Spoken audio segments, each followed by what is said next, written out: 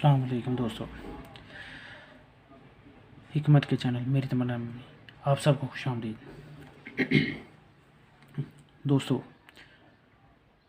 अब हम तशरीहुल अब्दान के बारे में बात करेंगे। जिन लोगों ने इसको बेसिकली पढ़ा हुआ है उसके लिए कोई मसला नहीं, जिन्होंने नहीं पढ़ा उनके लिए हम कुछ ना कुछ बयान करते हैं ताकि वो भी जो स्ट्रक्चर है इंसानी जिस्म का उसको समझ सकें, जो डीपली है, माइक्रोस्कोपिक है।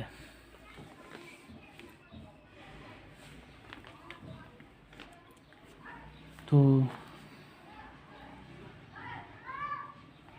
आज का जो क्वेश्चन है वो हम इंसानी जिस्म की साख्त के बारे में है और इसका जो बेसिक है, इब्तदाई तरकीब, उस बारे में है। तो दोस्तों, इंसानी जिस्म की इब्तदा कैसे होती है?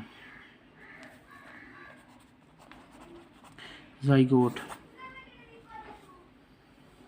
जो कि एक बुनियादी खुलिया होता है,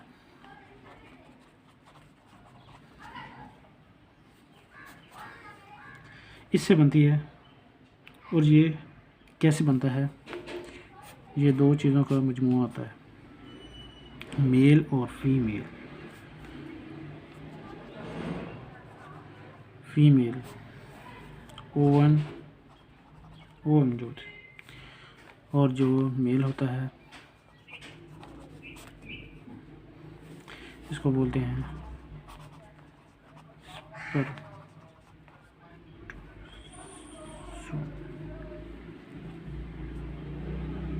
स्पर्मेटोजोम।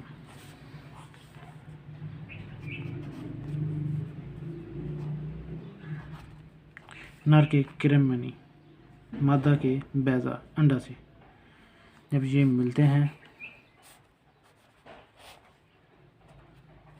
फिर ये ज़ाइगोट वजूद में आता है। इसको कह सकते हैं दोनों के बाहमी इर्तबात से बाहर हो कर ये ज़ाइगोट की तश्कील पाती है।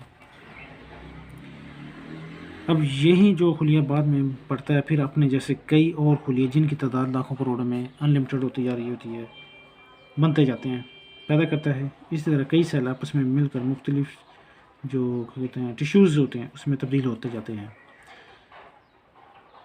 और इन जो खुलिए होते हैं इनको आपस में जोड़ने वाले मादे को मैट्रिक्स कहते हैं।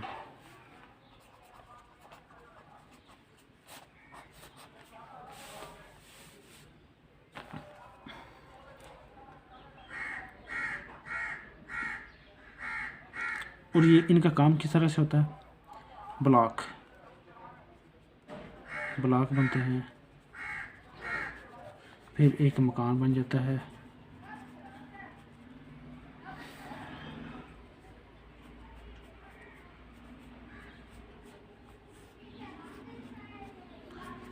ये होता है इसकी मिसाल।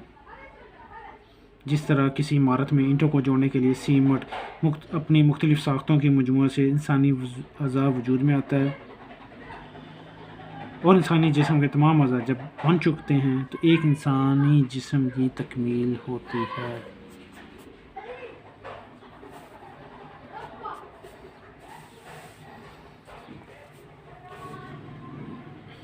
तो दोस्तों, ये था इसका बेसिक कॉन्सेप्ट। अब बात करते हैं इंसानी खुलिया। इसकी बनावट क्या है?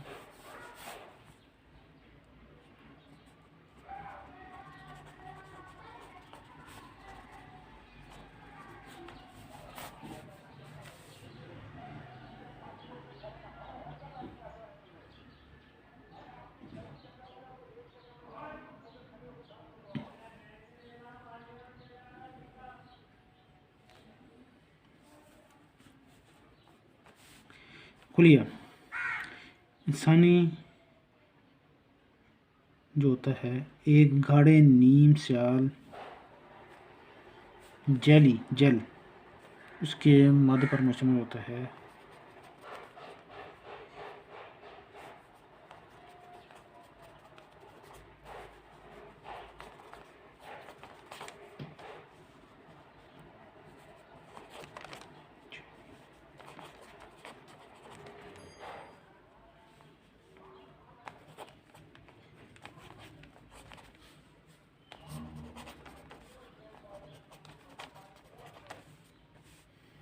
जिसको प्रोटोप्लाज्म कहते हैं।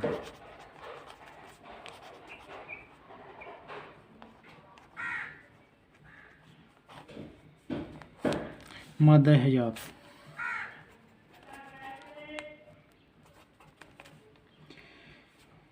प्रोटोप्लाज्म क्या होता है? ये हल्का सा गैर शफाफ होता है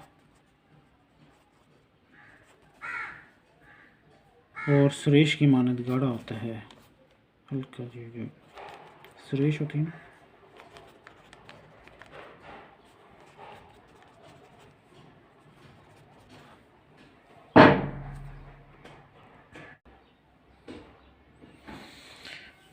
गाढ़ा मादा होता है।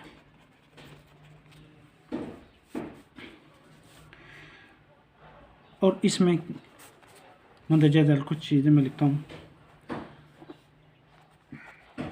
इसमें जो मुश्तमिल होता है वो पानी, ऑर्गेनिक इनऑर्गेनिक साल्ट्स होते हैं,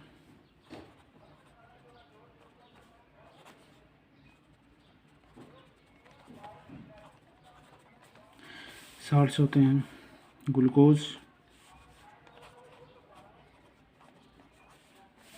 उसमें शक्कर, लहमी मादे प्रोटीन और लिपिड फैटी सब्सटेंस।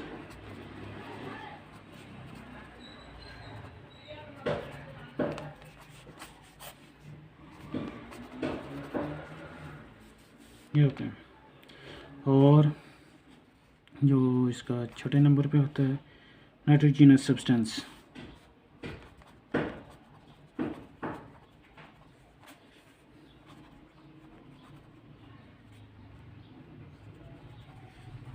अजमी मादे इस चीज़ पर मुश्तमिल होते हैं। एक खुली का मुआयना सिर्फ खुर्दबीन माइक्रोस्कोपी से यूँ मुमकिन है। जब हम खुली को मुताले और मुआयने के लिए उसको जब वॉच करते हैं तो अव्वल पूरे का पूरा एक जैसा दिखाई देता है, लेकिन अब उसके डिटेल में एक छोटा सा एक दायरा सा नज़र आता है।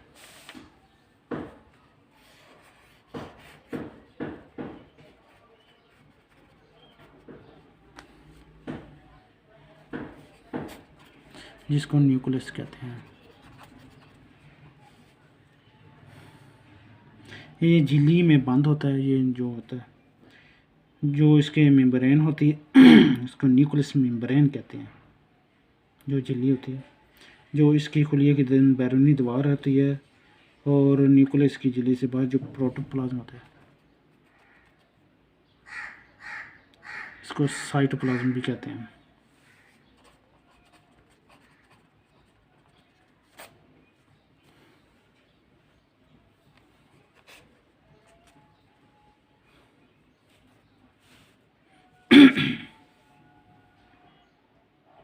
जो अब जो इसके अंदर होता है, इसको झिल्ली के अंदर जो होता है न्यूक्लियोप्लाज्म,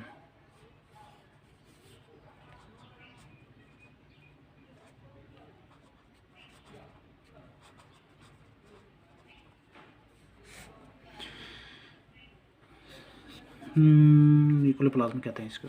इसके अलावा न्यूक्लियस के करीब ही सेंट्रोसोम, इसके करीब ही सेंट्रोसोम भी होता है।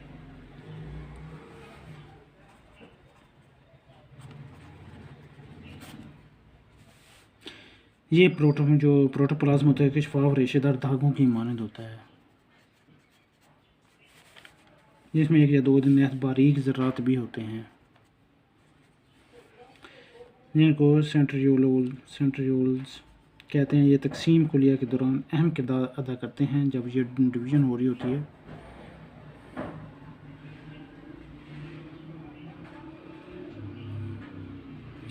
अच्छा, तो वो हमारी सेल में जो से होते हैं,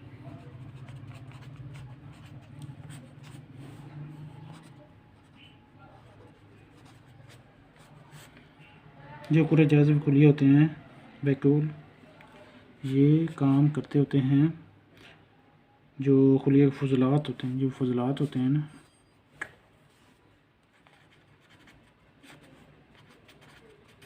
खारिज करते हैं।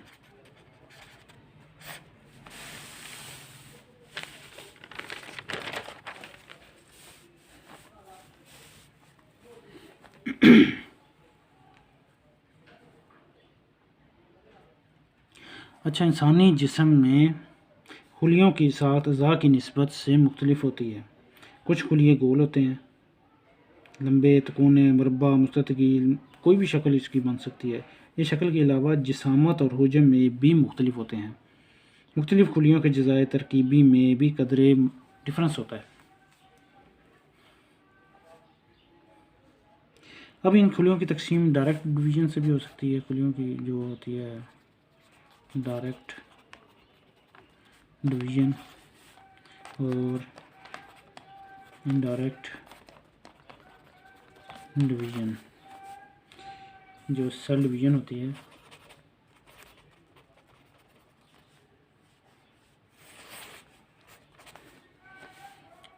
को भी हो सकती है। अब जो डायरेक्ट डिवीज़न होती है इसमें जो क्या कहते हैं न्यूक्लियस होता है दरमियान से पिक जाता है।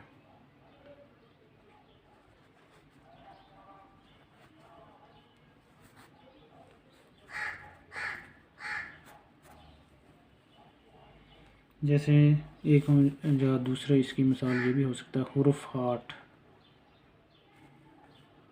अंग्रेज़ी का हुरुफ जो 8 है ना, इस तरह इसका दरमियानी पॉइंट देखें। इसी तरह जो इसकी सेल मेम्ब्रेन होती है वो प्रोटोप्लाज्म में अंदर घुस जाती है, बलाखिर धंसते हुए आपस में मिल जाती है और खुलिया दो हिस्सों में तकसीम हो जाता है। ये पहले छोटे होते हैं, ये छोटे होते हैं, फिर ये बढ़ते बढ़ते बढ़ते सिलसिला चल निकलता है और ये लार्ज हो जाते हैं। खून के सफ़ेद ज़रात, हड्डी के खुलियात और जल्द की बैरूनी सतह के खुलियात की जो तकसीम होती है इसी तर्ज पर होती है। तकसीम बिलवास्ता माइटोसिस। तो दोस्तों माइटोसिस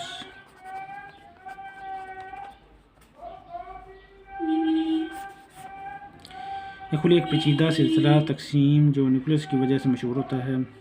आपने पढ़ा भी होगा, समझा भी होगा। इसमें जो खुलिया का न्यूक्लियस होता है मुख्तलिफ मराहिल में तकसीम होता है और आखिरकार इसमें जो खुलिया तकसीम हो जाता है चलते चलते मुख्तलिफ मराहिल इसके बयान करते हैं, जो कि है नंबर 1 प्रोफेज,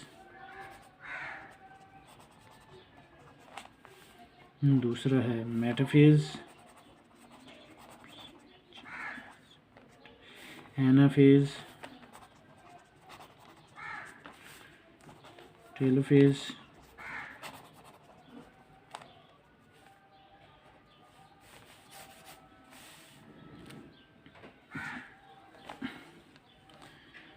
सेल होता है। ये समझ लें इसके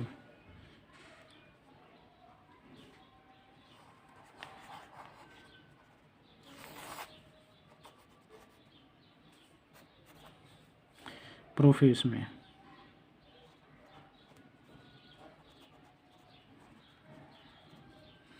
ये तकसीम होता है। फिर आगे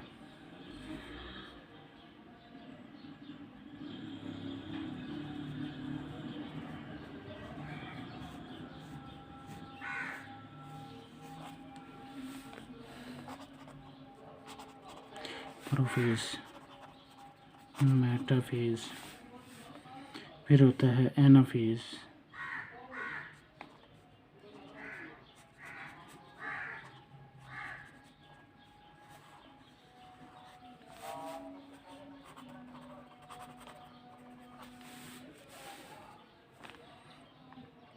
फिर टेलोफेज,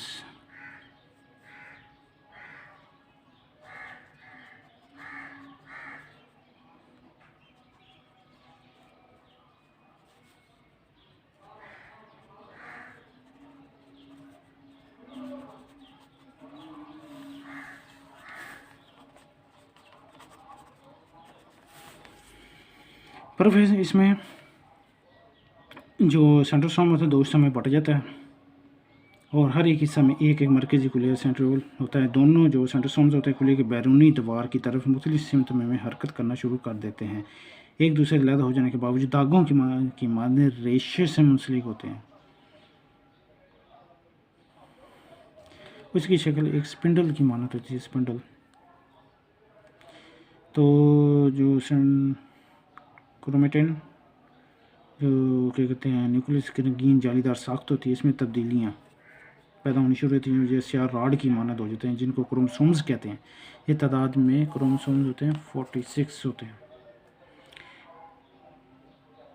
या इसके होते हैं 23 जोड़े तकरीबन। और ये किसी जो शख्स में होता है ख़ानदानी सिफ़ात और ख़ूबियों से मुतल्लिक़ जीन्स से मुतल्लिक़ होते हैं, जीन्स। इस हालत को प्रोफेज कहते हैं।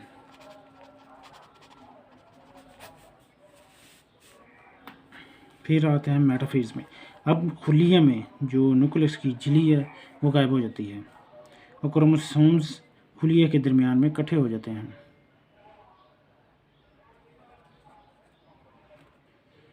जो मरकज़ खुलिया सेंट्रोसोम्स के जो स्पिंडल होते हैं रेशों से मुंसलिक नज़र आते हैं, जबकि सेंट्रोसोम्स खुलिया में मुखालिफ सिमतों में वाक़ होते हैं।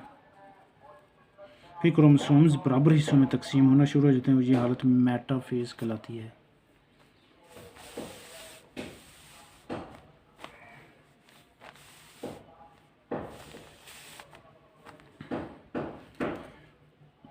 भी चलते हैं एनाफेज में। क्रोमोसोम्स के दोनों ग्रुप या हिस्से भी अब खुलिये की दीवार की तरह मुख्तलिफ सिमतों में हरकत करने लगते हैं ताकि वो अपने आप सेंट्रोसोम के साथ मिल जाएं। इस वक्त सेंट्रोसोम के रेशों का जो स्पिंडल होता है वो सेपरेट हो जाता है और क्रोमोसोम्स अंग्रेज़ी हरूफ वी की मानद आगे बढ़ते हैं, ऐसे।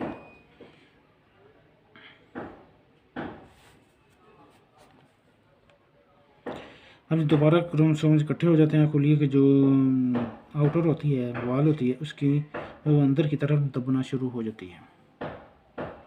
तो इस अमल में जो अमल है इसका नाम एनाफेज रखा गया। अब चलते हैं टेलोफेज। अब जो क्या कहते हैं न्यूक्लियस की झिल्ली दोबारा ज़ाहिर होती है और खुलिये की दीवार भी बहुत ज़्यादा अंदर तक दब चुकी होती है, प्रेस होती है, तो हुर्फ 8 इससे मुशाबा हो जाती है। अब जो कहते हैं मरकज़ी खुलिये का रेशों वाला जो स्पिंडल भी वो भी गायब हो जाता है, तो खुलिये की दीवार दबते हुए आपस में मिलती है और फिर अलग हो जाती है ये और खुलिया दो हिस्सों में तकसीम हो जाता है। और ये स्टेज टेलोफेज कहलाती है। ये थे इसका इजमाली खाका और इसका लेक्चर आज का। दोस्तों उम्मीद है आज का लेक्चर आपको पसंद भी आया होगा और समझ भी आया होगा। तो जिन लोगों ने हमारे चैनल मेरी तमन्ना को अभी तक सब्सक्राइब नहीं किया तो रिक्वेस्ट है उनसे कि वो इसको सब्सक्राइब करें,